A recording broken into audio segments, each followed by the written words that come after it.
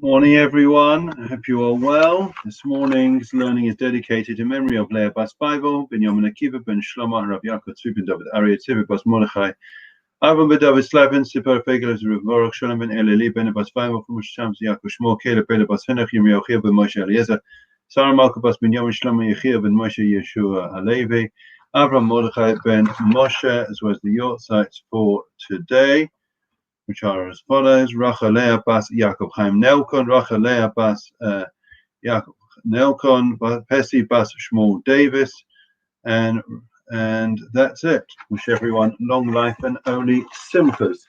So we were discussing the first chapter of Ethics of the Fathers for those that weren't here yesterday, and we come to a Mishnah that I think we would all agree with. The only question is, do we actually live by it in practice? So let me share with you the idea. You're all familiar with it. Hillel Shammai. Hillel Shammai, we're all familiar with, two of the greatest sages of the Mishnaic period. Kiblu Mehem, they received from their rebbes, their teachers, Shmaria and Avtalion. Hillel Omer, Hillel used to say, Aaron. They said one should be like a student of Aaron. One should be a disciple of Aaron, which means what? I have shalom, v'roid of shalom. You should love peace, not just love peace, but you should pursue peace. Oyev es abrius, you should love other human beings, and mekarven la Torah, and bring them close to the Torah. So obviously we have to understand and appreciate what is the connection between part one and part two. But let's start with part one. Part one says that we're meant to love peace. Now, I think most people, those which don't have a violent disposition, those that aren't terrorists, would say that they are lovers of peace. But the question is, are we pursuers of peace? Do we pursue it? What are we doing to bring people closer together? That's the question, isn't it? So there was a question that, and let me just explain about Aaron.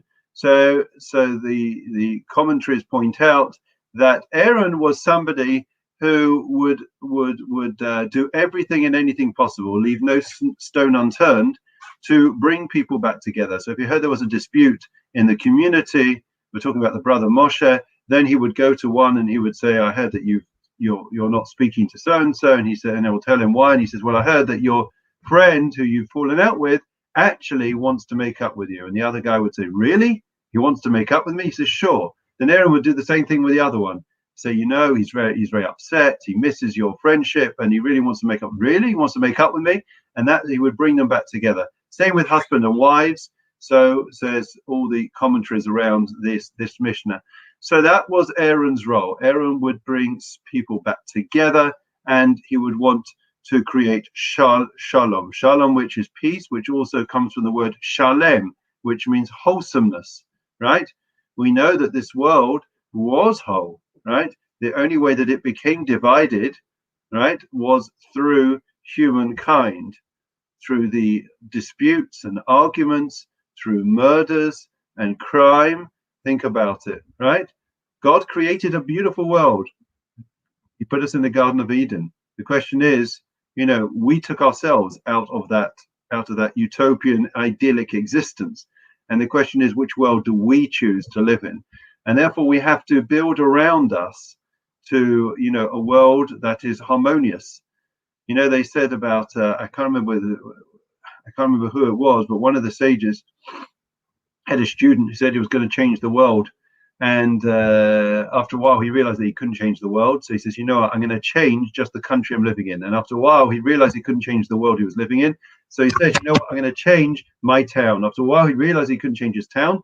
And then he decided to try to change just his friends and family. He realized he couldn't change that. And then he said, I just try and change myself.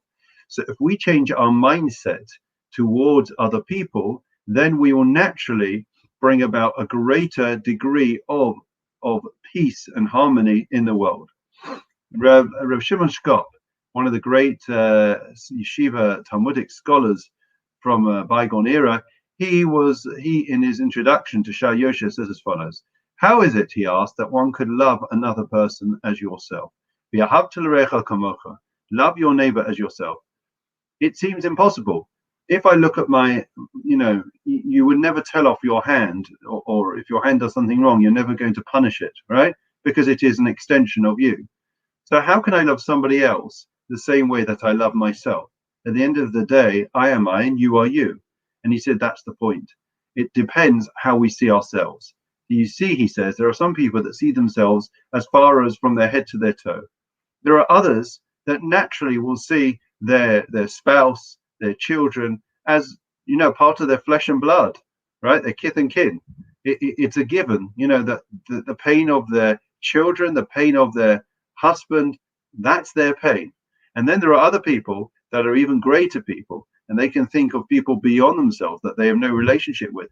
But when they feel so connected to human beings, to other people, that they feel any pain that somebody else has, their pain is our pain. Their celebration is our celebration. And there's many a story that reflects this. Rav Shach, one of the great Rosh Hashivas, they tell the story that they couldn't allow, they couldn't. He wanted to keep up with the news. In those days, there was only the newspapers. So he tried to read the newspaper, and whenever they saw there was a bad story about a soldier that had been injured or killed, they hid the newspapers, because they knew that when he did find out about it, he would literally sob and cry like a baby. Such was his sensitivity towards other people. Conversely, we know that when he had to have injections and other things, painful procedures, he felt no pain for himself. He didn't need any anesthetic. That's the way he was. People were an extension of himself. And that is really the way we have to see it. Now, you may say to me that's rather difficult, right? But the idea is that we have to find the commonality between us and other people. There is always commonality, and there is always difference.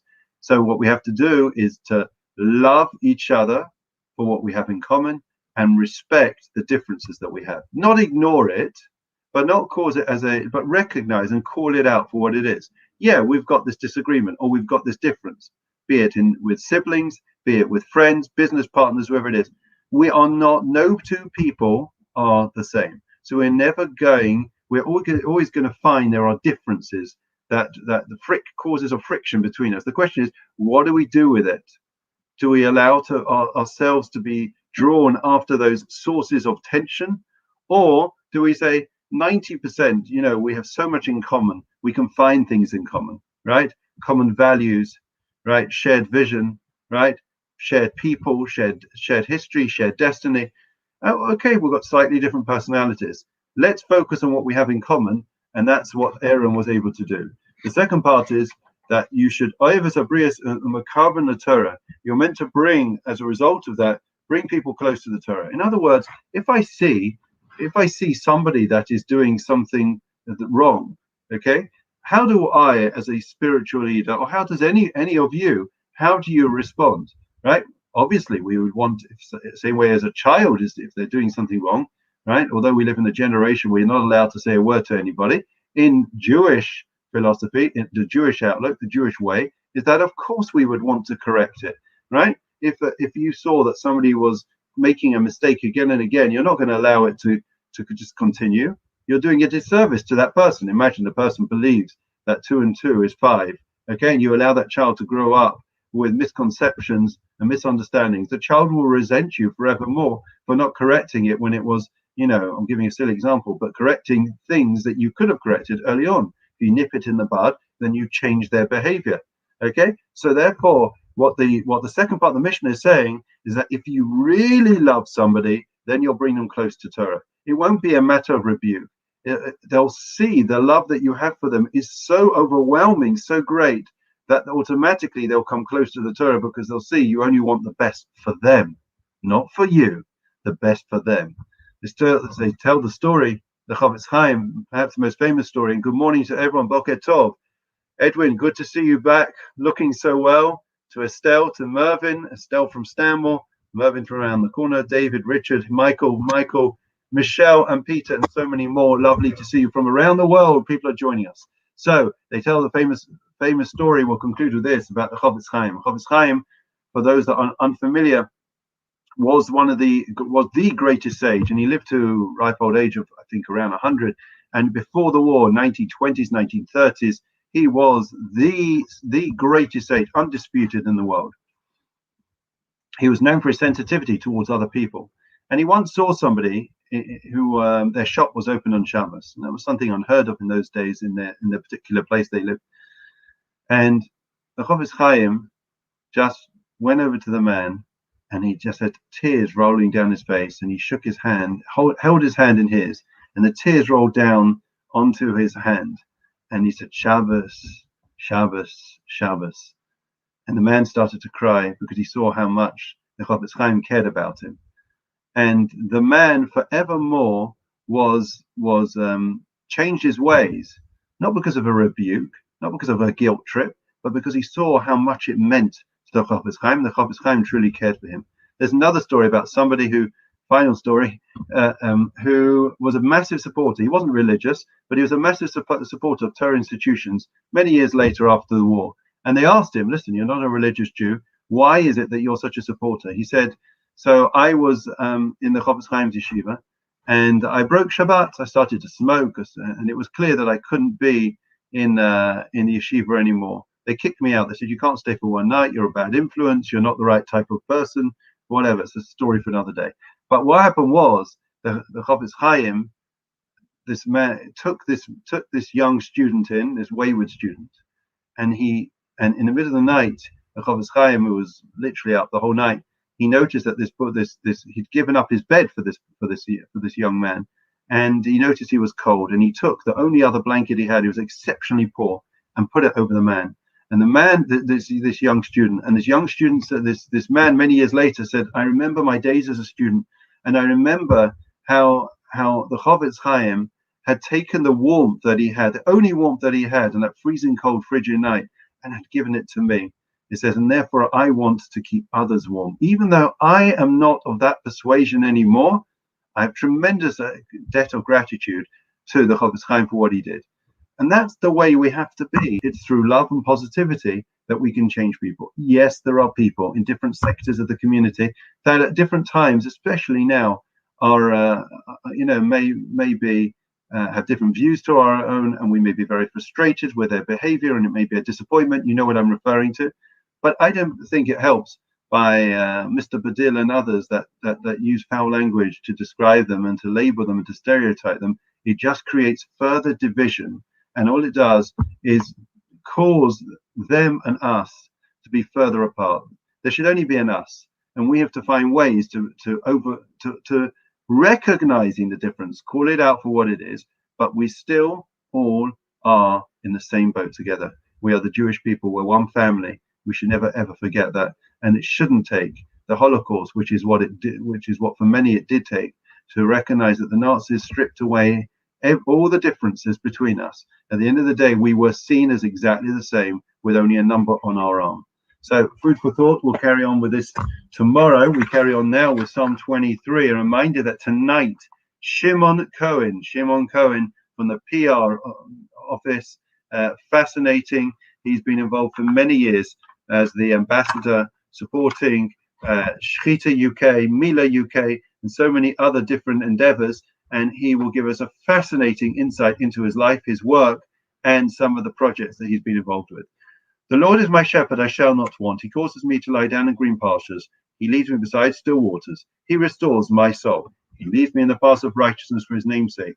Even as I walk in the valley of death, I will fear no evil, for you are with me. Your rod and your staff, they comfort me. You set a table before me in the presence of my adversaries. You anointed my head with oil. My cup overflows. May only goodness and kindness pursue me all the days of my life, and I will dwell in the house of the Lord for length of days. Memorial prayer. Adon Olamim Zacho Es Nishmos Ben Yamin Akiva Ben Shlomo Leah Bas Paiva Rabbi Yaakov Tzvi David Aryeh Tzivia Bas Mordechai Abba David Slavin Tzipora Pegelus Baruch Shalom Ben Eleli Ben Bas Paim for Rosh Hashanah Mas Yaakov Shmuel Caleb Ben Bas Enachim Yochim Ben Moshe Eliezer Sarah Marko Bas Ben Yamin Shlomo Lechia Ben Moshe Halei Ben Yeshua Levi Abba Mordechai Ben Moshe Katna Rachel Bas Yaakov Chaim Nelkon Pesi Bas Shmuel Davis Shalchu li'olamam v'gan ein te'menucha menachim v'larachamim yatzirein v'seisukana pavi olamim v'yitzos achayis l'shmas amadina inach l'asam v'yanuchu b'shlom mishkavam v'namar amen. Wish long life to all those that have yortzeit today. Now we go on to the Refuah Shlema prayer. Still so many requiring it. Misha B'Achav V'Seinu Avram Yisrael Yaakov Moshe Aaron David Shlomo Yivarech Rabbi Sachaylem Bavo, Shannon Mispalim Bavo, Ram Biscos, Baruchim, Rachim, Alehem, Lachmal Posam, Bishlach Lem, Fushlan, Shmam Lacholevem, Basach, Shachiso, Rufus, and Nepfus, Glove Hashabaks Maka Raven Amar, Amen. 8 o'clock tonight. Please a reminder, it's on Facebook and YouTube, our YouTube channel, not on Zoom tonight. Facebook and YouTube. Have a great day. Look after yourself.